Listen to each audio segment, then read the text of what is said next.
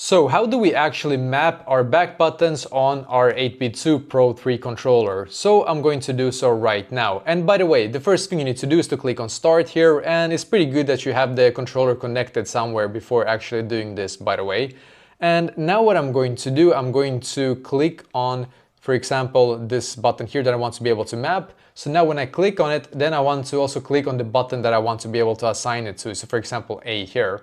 So I'm going to click on this two right here, so A, and this specific back button here, and then I'm going to click on the star icon here, as you can see.